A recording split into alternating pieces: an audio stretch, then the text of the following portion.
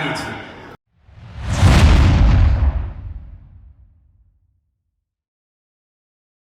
অনেকক্ষণ বলবো না, কারণ সকলেই ব্যথাতুর হৃদয় নিয়ে এসেছেন।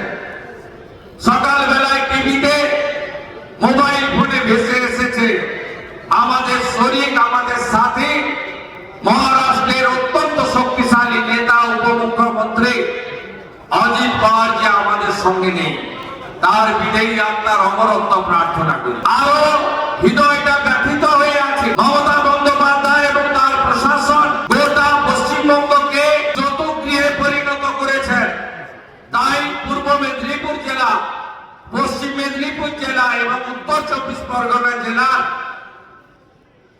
11 জন এখন অব্দি দেহ শনাক্ত হয়েছে আনন্দপুরে। তারা খেটে খেটে গেছিলেন, ডেকোরেটরের কাজ করতে গেছিলেন। এখনো পর্যন্ত আরো 21 জনকে পাওয়া যায়নি। 17 জন মিসিং ডায়েরি করেছে। আমরা সবাই, আমাদের সভাপতি কালকে বলে দিয়েছেন, পুরো বিজেপি পরিবার এদের পাশে আছে, এদের সাথে আছে। আমি যে বিরোধী দল নেতা, আমি আপনাদের সামনে দাঁড়িয়ে বলছি কেন? আমি যে বুথের ভোটার, নন্দীগ্রামের নন্দনায়ক ওয়ার্ড, 2021 সালে ওই বুথে 200-র কাছাকাছি ভোটে আমি মমতা ব্যানার্জিকে হারিয়েছি। ওই বুথে 2023-এর পঞ্চায়েতে ভারতীয় জনতা পার্টি পদ্ম চিহ্ন নিয়ে আমার এক বোন জিতেছে। ওই বুথে 2024 সালে ভারতীয় জনতা পার্টির তমলুকের প্রার্থী অভিজিৎ গাঙ্গুলি প্রায় 200-র কাছাকাছি ভোটে তৃণমূলের থেকে এগিয়ে আছে। তাই বুথ যদি মজবুত করতে পারি, শক্তি কেন্দ্রকে যদি জেতাতে পারি, তাহলে এই নির্বাচনে আমরা জিতব।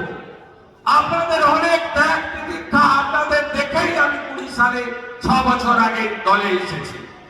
19-এর নির্বাচন, 21-এর নির্বাচন, 24-এর নির্বাচন, এই ভারতীয় জনতা পার্টির দেবতুল্য কার্যকর্তা আর বাংলার যে জনগণ যারা কংগ্রেসকে দেখেছে, কংগ্রেস টেস্টেড এবং রিজেক্টেড, সিপিএম কে দেখেছে টেস্টেড এবং রিজেক্টেড, তৃণমূল টেস্টেড এবং উডবি রিজেক্টেড, কয়েকদিন পরে রিজেক্ট হয়ে যাবে।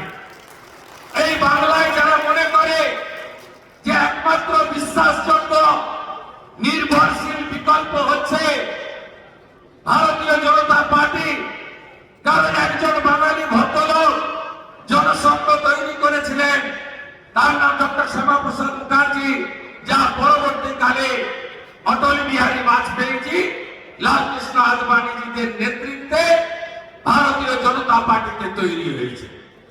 তাই আজকে যদি 19, 21 এবং 24 দেখেন, 38 থেকে 40% ভোট বিজেপি দাঁড়িয়ে আছে। 2,28,000, 2,30,000, 2,33,000, অর্থাৎ প্রায় 40%, 2,30 লক্ষ ভোটার বিজেপি দাঁড়িয়ে আছে। গত লোকসভা নির্বাচনে 7 দফাতে চুরি হয়েছে, রিগিং হয়েছে, ভোটের দিন কত প্রার্থী আক্রান্ত হয়েছে, নিশীথ প্রামাণিক কোচবিহারে আক্রান্ত হয়েছে, লোকেট চ্যাটার্জি ধনিয়াখালীতে আক্রান্ত হয়েছে, দিলীপ দা মন্তেশ্বরে আক্রান্ত হয়েছে, প্রণব টুডু গড়বেতাতে আক্রান্ত হয়েছে, কেশপুরে আমাদের ঘাটালের প্রার্থী আক্রান্ত হয়েছে, কত জায়গায় হয়েছে আপনারা দেখেছেন। তারপরেও মাত্র 40 লক্ষের গ্যাপ। 7 দফাতে 4,000, 4,500 করে ক্যামেরা বন্ধ রেখে ছাপ্পা মেরেছিল। ছাপ্পা মারার পরে তারপরেও বিজেপির সঙ্গে গ্যাপ 40 লাখ। এসআইআর এবার নতুন নয়, নভেম্বর, এখন তো সবে ব্রেকফাস্ট হয়েছে, কত নাম বাদ গেছে? 58 লাখ। লাঞ্চের পরে দেখবেন তৃণমূল আর নেই, তৃণমূল বলবে ভোট করবো না। ফাইনাল ভোটার লিস্ট বেরোতে দেন, আমরা এসআইআর ইলেকশন কমিশন করে, আমরা করি না। আমরা বলি মৃত ভোটার, অস্তিত্বহীন ভোটার, ভুয়া ভোটার এবং বাংলাদেশি মুসলিম অনুপ্রবেশকারী রোহিঙ্গাদের নাম আমরা ভোটার আমাদের বিএলএ টুরা এবারে 61,000 বিএলএ টু বিজেপি দিয়েছে, যেটা প্রথম ভারতীয় জনতা পার্টিকে আপনারা নীরবে শক্তিশালী সংগঠনে পরিণত করেছেন। আজকে যে এসআইআর হয়রানি হচ্ছে, এর জন্য দায়ী কে? তৃণমূলের প্রশাসন। কারণ ইলেকশন কমিশনে সিও ছাড়া আর কোন প্রতিনিধি রাজ্যে নেই। 90,000 বিএলও দিয়েছে কে? মমতা ব্যানার্জির সরকার।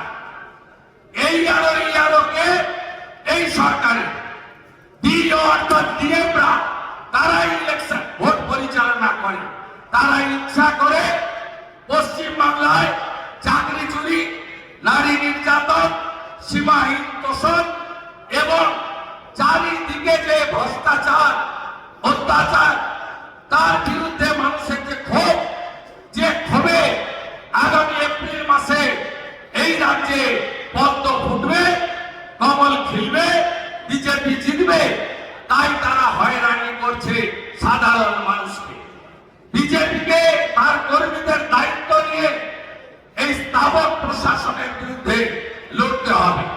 কথা আমি বাড়াবো না। এই বর্তমান বিভাগে আমার 8টা সভা হয়ে গেছে।